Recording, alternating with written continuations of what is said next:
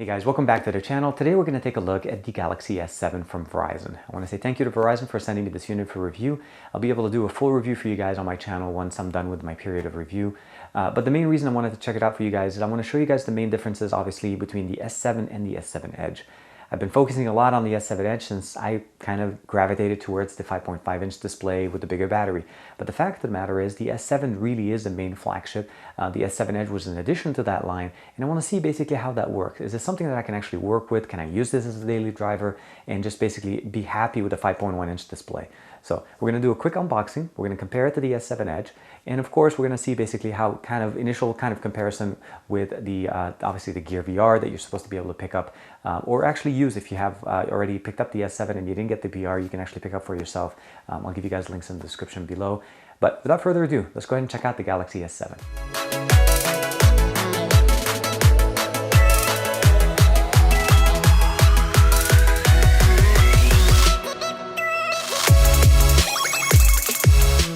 Here we have the Galaxy S7, and this is the 32 gig model. The color itself is the gold platinum. Now, as you guys know, I unboxed the silver titanium before, but this is the gold platinum version, 32 gig. Again, this is the Verizon version of the device itself. And we'll go ahead and just do a quick unboxing. Nothing really very specific on it. Mostly, it's pretty much the same as far as what we get with the S7 Edge. The device itself is a review unit. So I want to say again, thanks to Verizon for letting me review this unit. And it comes pre-installed or pre-set up with an installed SIM. So the device itself is actually pretty good. We'll go ahead and turn it on just to just see how long does it take to boot up. And as it's booting up, we're going to go through the actual box content. Again, shouldn't be too surprising. We just have the plate for the device, the SIM removal tool with the actual paperwork documentation from Verizon. This is the SIM that was installed on the device itself, already set up and turned on for us. As far as the content, we have the same data transfer dongle that you're going to be able to use to be able to connect to your new device and transferring data from your old one. Same micro USB cable that we'll be able to use to not only sync, but also charge up our device. Adaptive fast charger from Samsung enables us to charge our device very quickly and very efficiently. And as you notice, the display in the device is already on. If I'm not mistaken, yeah, so the device technically is already turned on and set up for us. All we need to do to be able to basically use it, it turns on Wi-Fi. We have a text message. We'll get into that. Last but not least, we have the headphone jacks. And looks like we just got a message there. These are the white headphone jacks that come with the box itself. Again, very nice. Overall, we're going to basically focus mostly on the device itself. Let's go ahead and put this stuff away. So here we have the device. What we have in front here, this is the always on display. It's turned on by default. You'll notice there's one message. This is based on the Samsung interface. And this is one of the new features they basically gave us at MWC. Overall, this is a 5.1-inch display. This is a quad Super AMOLED display, full HD. And what you have here is basically 577 ppi, slightly higher than what we get on the S7 Edge, mostly because of the smaller size at 5.1 inches. Android Marshmallow 6.0.1 installed. We have an upgrade on the battery from last year from the S6, which used to be 2600. Now we have a 3000 milliamp battery. Of course, we have fast wireless charging, fast cable charging as well, which is what we had from last year. Available, basically, this is the color is called the gold platinum, and the other option that they have on Verizon is the black onyx. 32 gig version, unfortunately, no additional storage built in, but you can upgrade with the included SD card option up to 200 gigabytes with an SD card built in to be able to use it on the internal storage. The other thing I want to make sure you guys are aware of, we still have pretty much the same aesthetics. We're looking at a front-firing speaker, microphone, quick charge port, micro USB, fingerprint sensor on the front, of course, and then we have here the headphone jack that we'll be able to use to listen to music. At the top, we have the single microphone here, and then the SIM card removal, which we'll be able to add an SD card as well. On the right side, just the power button. On the left side, all we have here is just a volume rocker at this point. So aesthetically, it looks pretty much the same. On the back, we still have the same 12 megapixel camera that we have. And of course, we have the Verizon logo in the middle and the S7 name at the bottom. This is basically the dual pixel technology that they mentioned to us. Of course, we have the heart rate monitor as well as the flash. And we're able to get bigger, better quality pictures by getting in bigger pixels to be able to basically just get better pictures. And the other thing, of course, is we have now the camera down to f1.7, which we used to be f1.9 on the S6. So performance is going to be really, really good. Let's go ahead and unlock the device. This was pre-set up for me as it was sent to me from Verizon, just to be aware. That's not basically just that I skipped all these steps. And there is a SIM card built into the device with a phone number. So I'll be able to test this out. I'll be able to have it for 2 weeks to check it out for you guys. And it's going to end up with a full review of the S7 on my channel, just to show you guys how this device has performed. Mostly also how I have actually adjusted down to a 5.1 display device over from coming down from a 5.5-inch display, which is what we have here with the actual S7 Edge. So aesthetically, we'll go ahead and do a quick walkthrough on the UI. I'll go in the app launcher. Looks like we have one drawer, one page basically. All the Verizon apps are actually put together in a folder, so you're able to basically figure out exactly what they are. You have caller name ID, cloud, Messenger Plus, My Verizon, the NFL Mobile, of course, Slacker Radio, VZ Navigation, and then VZ Protect. Last but not least, we have all the Google Play applications, Samsung applications, as well as Amazon installed and pre-set up. Amazon Music, Kindle, as well as the App Store.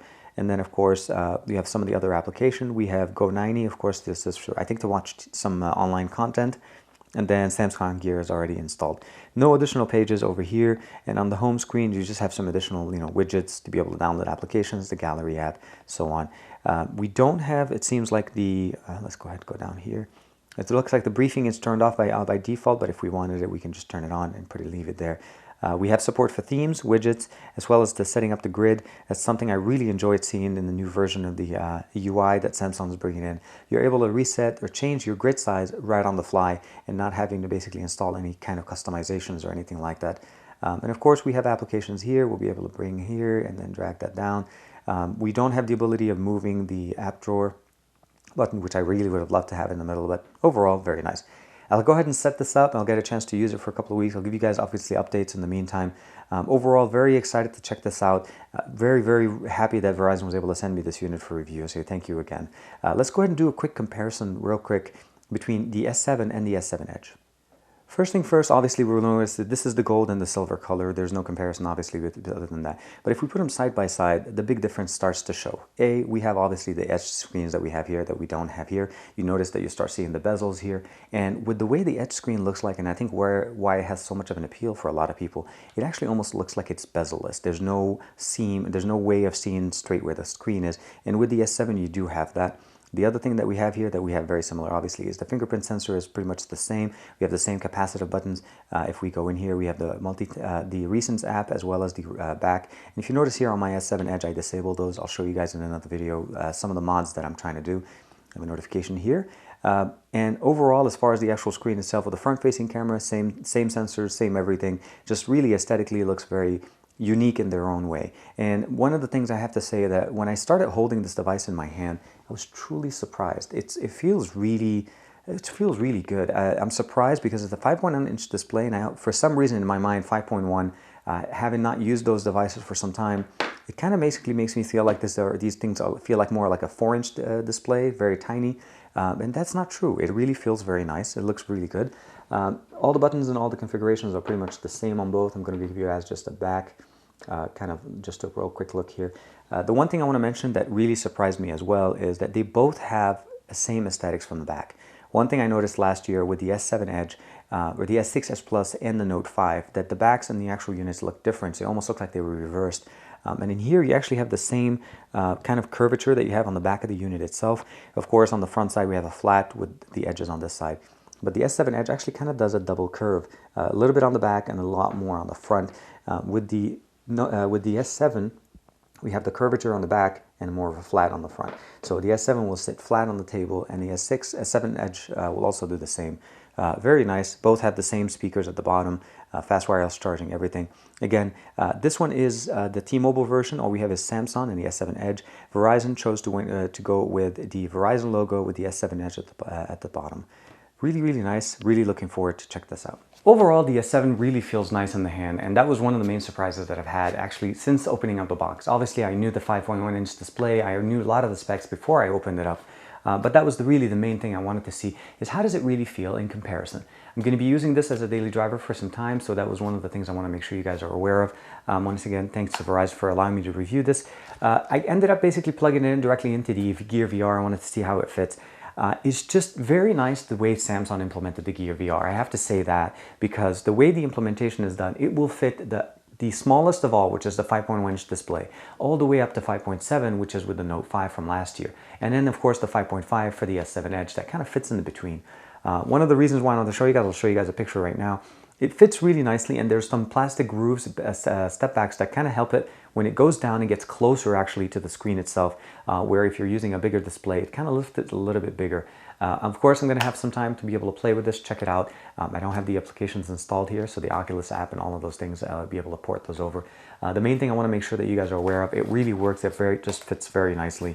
And the clap here, you'll notice on the top, this is really where most of the, I'll take this one out. This is really where most of the configuration is done, because it actually goes up. It goes up and down to adjust for the actual unit itself and actually the device. And this one is really just more of a mechanical. You just clamp it in and then you just lift it up. Take your device,